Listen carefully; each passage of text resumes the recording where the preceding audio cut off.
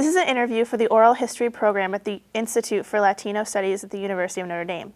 The date is February 28th, 2007. We are in the Crossroads Gallery at the University of Notre Dame downtown. The interviewer will be Lauren Magnifico, who's the project coordinator at the Institute. I will be interviewing Rodriguez Calero. Thank you, Rodriguez Calero, for participating in our oral history program. Would you please state your full name, date, and place of birth? Okay, my name is Rodriguez Calero, and I was born in Arecibo, Puerto Rico. Okay, thank you. Would you be able to give us a little bit of background history about your family, where you attended school, a little bit about your childhood? Well, I was born in Puerto Rico, as mentioned, Arecibo, Puerto Rico, and I came here to the States with my parents when I was a baby, 1 year old. So we arrived in New York, so I'm really sometimes considered Nuyorican at the same time as I am Puerto Rican. I was basically raised in Brooklyn my whole life, and then later on in years I moved to Jersey or Lower East Side of Manhattan. Okay. Now, what is the difference between being Puerto Rican and Nuyorican? Nothing. Nothing? Okay. We're all Puerto Ricans. Sometimes we associate as Nuyorican. Some people like to say Nuyorican because I guess for me the only thing being a Nuyorican would be maybe the language, Spanish. But since Spanish was never my first language, it was English.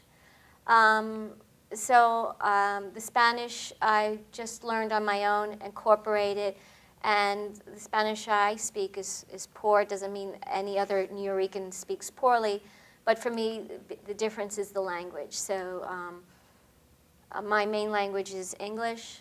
Spanish is my second, and I speak Spanish not as fluently as I would like, but I move around very well. And then unfortunately, I Spanglicize. I mix the two, the English and the Spanish. What led you to become an artist? By accident, I became an artist because I became very ill. When I was younger, I used to do a little bit of drawing, very, very minimal. And I had capabilities. We didn't have, I wasn't taken to art classes as parents would take you to art classes or anything like that. I would just do my little things. And then grammar school, grade school, we had a few art classes, and then people would say, oh, do my little thing, and I would do theirs. High school, very minimal. But I became ill, so I had to choose a place of residence, move. So I moved to Puerto Rico, and since once again it had to do with the language, I took art. And my grandfather was well known in Puerto Rico, so he introduced me to all the best artists there at the Instituto de Cultura Puertorriqueña. And so I started there, and I went to a school there. So I basically took the art classes because the language was not my strength, and you don't need language when it comes to creating. We had read that you had studied under a couple of master printers while you were in Puerto Rico. Would you be able to talk about some of those people? Well, I studied with master artists there, probably the best at the Instituto de Cultura, with Franz Cervani, Rios Rey, Jose Alicea. But my main person that I studied with was Lorenzo Omar, who's to me like an icon, and to all of us who's an icon, a jewel, master printmaker and artist. And when I studied at the Instituto de Cultura, it was also where they had their workshops, their talleres. So Omar had his taller there, and when the people who were working with him were also top people like Jose Rosa, Luis Alonso, and all these other artists there. So I was exposed to a lot of wonderful people there. And did you also work in the taller there? I didn't work at the Taller de Omar. Okay. I worked at the at the Talleres at the art school there. So it wasn't really an academic. It was more workshops. I know that you had to move back to New York. What year did you move back to New York in? Well, I returned to New York, and Okay. after a few years living in Puerto Rico, and then from there I went to the Art Students League. And at the Art Students League, I took up painting because in Puerto Rico I was doing the graphics and drawing, and the reason why I was taking painting and I went into collage work with Leo Manso was because, once again, due to health. At that time they didn't have the water-based paints, they had the oil-based paints, and so I was at the Art Students League for quite a while, and at the same time I was working at Taller Boricua, which is they had a residency there, so I was there for a couple of years.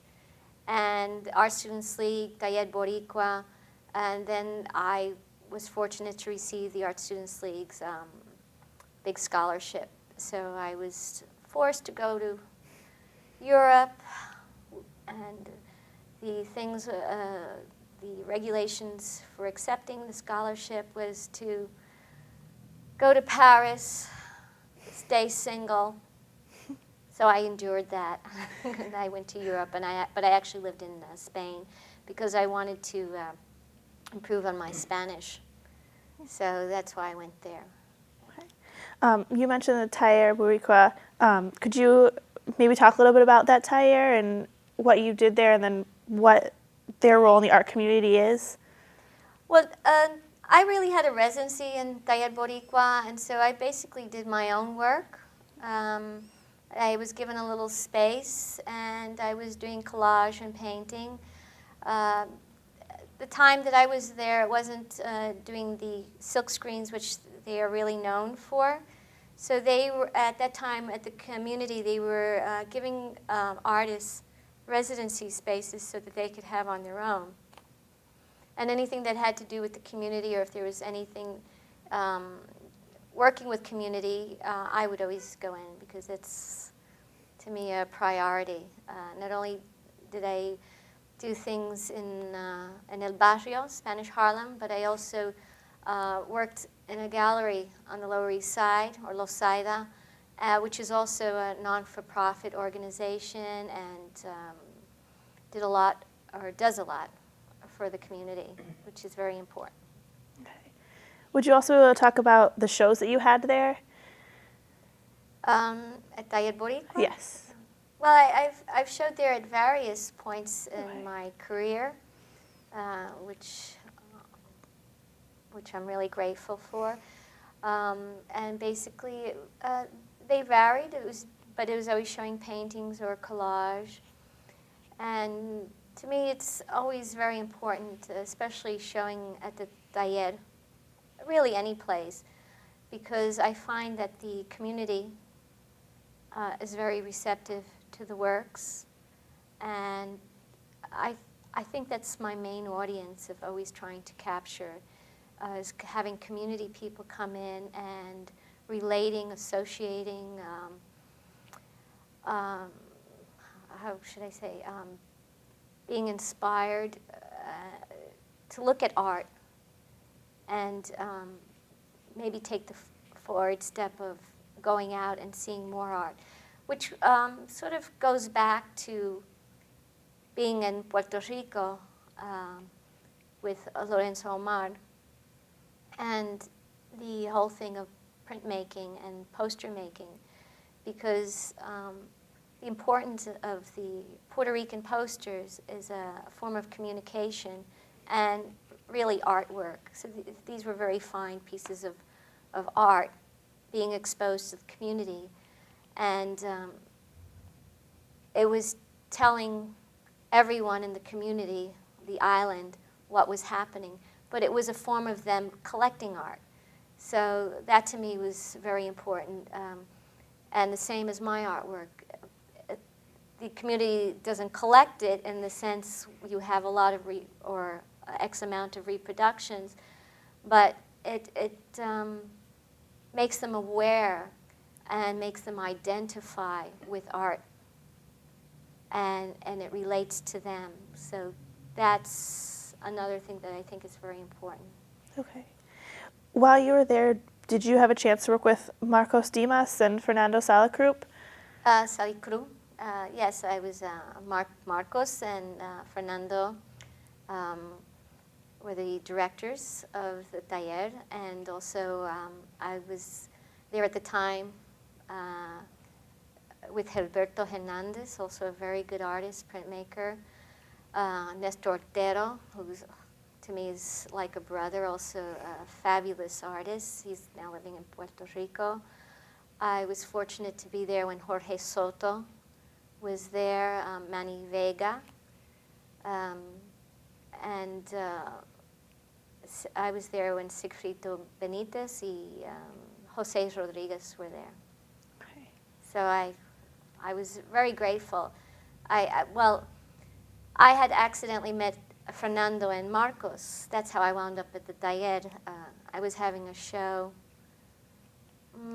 I don't remember where, but it was an organization, a Puerto Rican organization had asked me, and I apologize for not remembering the name. But they were like, they had appeared at the opening, and they liked my work very much, and that's how I got involved with Taller Boricua. Since you have lived in Puerto Rico and in the New York area, do you see a large difference between the art scenes and the way the community is involved in the art, or is it very similar? Well, there's always a difference because it's the ways are different. I'm not sure if I really understood well the question, the difference in the art, the way working with art, or just the art scene and the art circles in general in both locations, if you can compare and contrast them a little bit. Well, because Puerto Rico is smaller, it's like a who's who. Everybody knows everyone. When they come here, everybody knows everyone also. So it's a big community, but it's a smaller community, so everyone is more familiar with each other and the work. New York, it's a bigger struggle to get your work out there, and also Jersey, some in both states. It's also the same. It's a bigger, because you're competing with other artists from the world if you're in New York, and in Puerto Rico, in the sense you're dealing with artists from the island. So it has to be different. Okay. Do you feel the artwork is different? Well, that's a difficult question. I don't know if it could really be. Artwork is always different because it's the person who's creating it. So it has to be different. I mean, same way one dresses. Your clothes are it's the same clothes, but we wear it differently.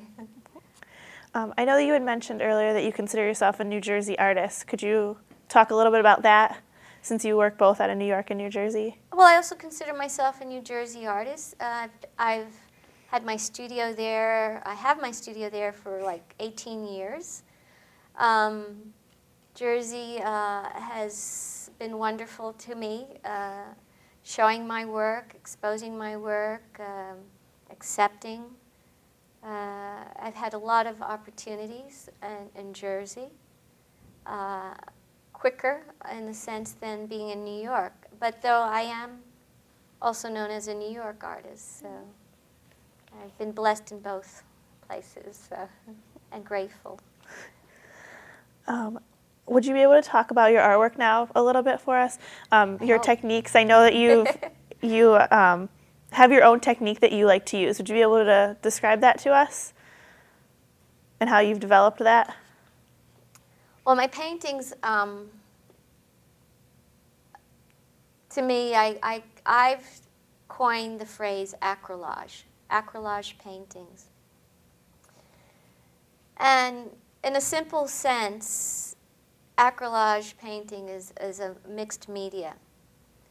But everyone, when they saw my work and the technique, felt it was different. So I felt I should coin the phrase acrylage painting. And basically, the paintings are just glazes of different colors, where you almost have the base color illuminating to the top. So you almost see all the different layers of colors, textures, and I've incorporated stenciling.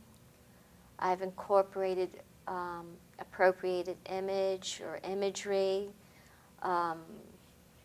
rice paper, and the way I paint is flat. I don't paint upright. And the reason for painting flat is because I'm constantly pouring paint or printing or stenciling, adhering, gluing. So it's almost, in a sense, another, and I didn't realize it till actually one day when I was speaking to Puerto. He came to my studio. And we were talking about Omar, and I was showing him some of his posters. And I was explaining to him how at Omar there's all these like different, uses a lot of stenciling, you know, when he was doing, and a lot of colors, and how he would finish with damar and a little bit of color. And it dawned on me, this is the way I paint. I really paint like a silkscreen artist.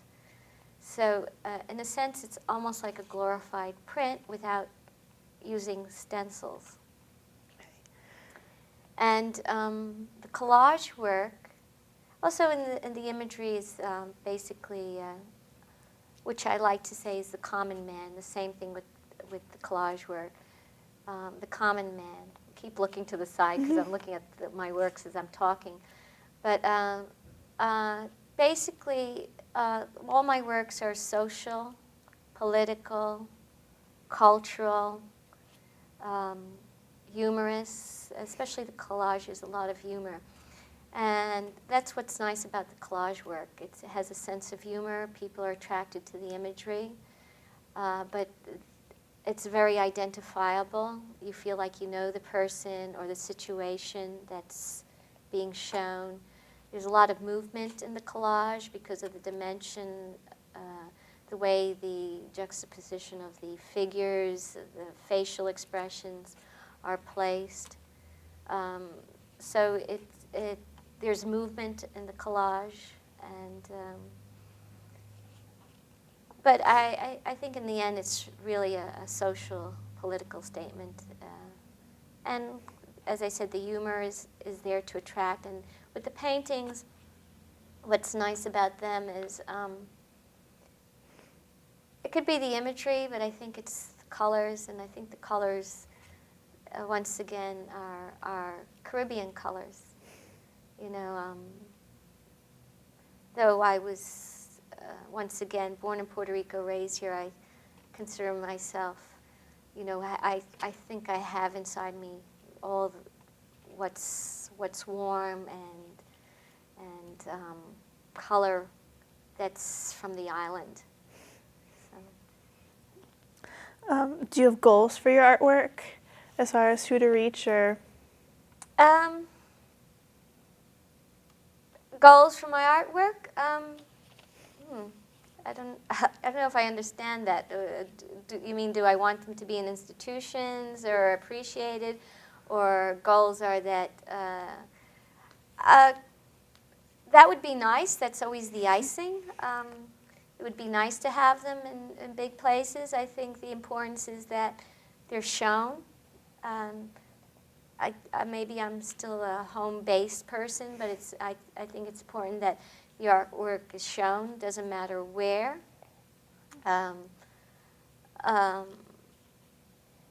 And that the community sees it, people see it, and that people take the step and place them in their homes. That's that people will have them in their homes and appreciate them. Okay. Are there contemporary artists that that are around you or that you see that you admire or that you've worked with recently? I have to say I basically work alone. My exposure to art my inspiration really comes from just being in the neighborhood. That is mostly my inspiration, is the people, common people walking in the streets, seeing how people dress and move, and music. People I admire, there's many, past, present, and hopefully in the future. But I think my main inspiration comes from, I think really, as all artists, is what you hear in the media, what you see, what you feel, what you smell, what you touch, what moves you. Are there any contemporary artists that you particularly enjoy their work right now?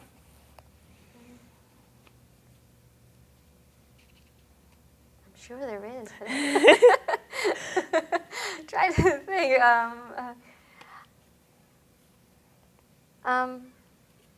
Well, I like my brother's work, Nestor Ottero's work. There are a lot of artists, I mean, that I enjoy their work. Sometimes I remember their names. It's okay. I apologize for that. And going to the museum, I very rarely get to the museums, but of course we always have the people who laid the past for us and have given us a base. But it's very difficult for me to say who I really,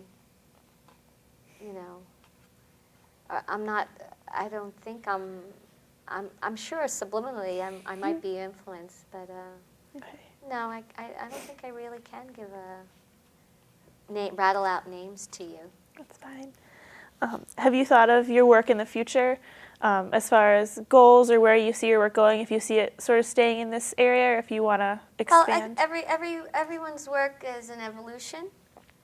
I see my works now, I know I want to incorporate, I'm going to be incorporating more, people identify with my artwork. Now I see my work being an identity for me. In the sense, I will now be incorporating my own imagery and using people that I know. So I think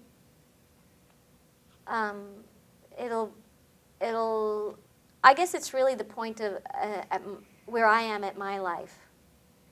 So I see it evolving, and as I am getting more centered with myself and my being, I think my artwork is starting to become that.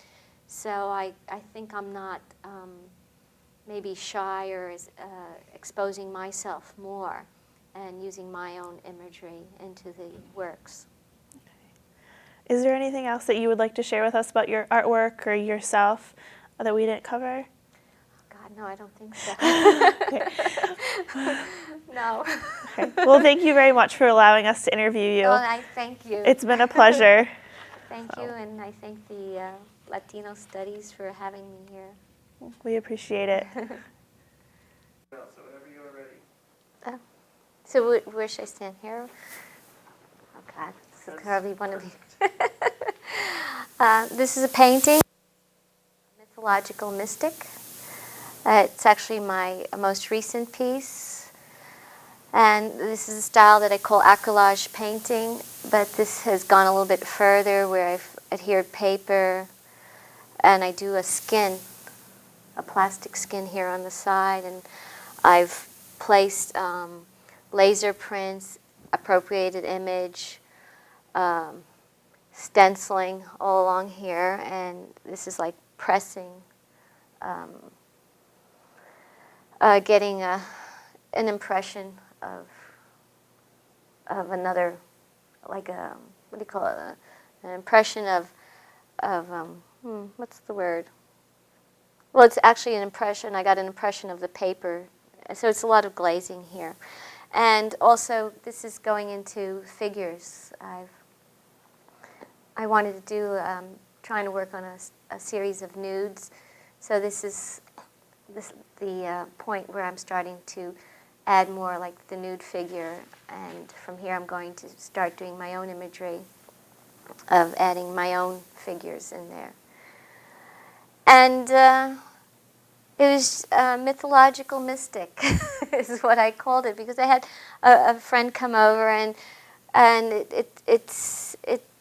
he felt it was almost, in a sense, mysterious. It had almost like a Fayum look to it, and it also, it's almost like a spiritual imagery of sorts. A lot of my imagery, especially in the paintings, have a sense of spiritualism incorporated into it. And that's it. Is there a question or something or no? Nesse, or it's like the dawn, or it's almost like the awakening, I guess, if you want to translate it. Well, actually, the show is called Evoke to Provoke, which, and I think my paintings do that. So also Amanece is a sense, as I think all the other imagery, the imagery evokes and provokes one to think. In a sense, it's also spiritual. And the colors are, I think, are very luminescent in the sense. It's also very Caribbean. I always see my colors as almost, in a sense, like looking at water, Caribbean water. You always have being underwater, or because I was always in the church when I was younger, so it has all that sort of quality of gold and reds, and I think also the colors have a sense of smell to them also in a way. And the centering here is, it's almost the hands are touching, and you can see this almost, some people might see this as a painful picture, but I see it more as an imagery that's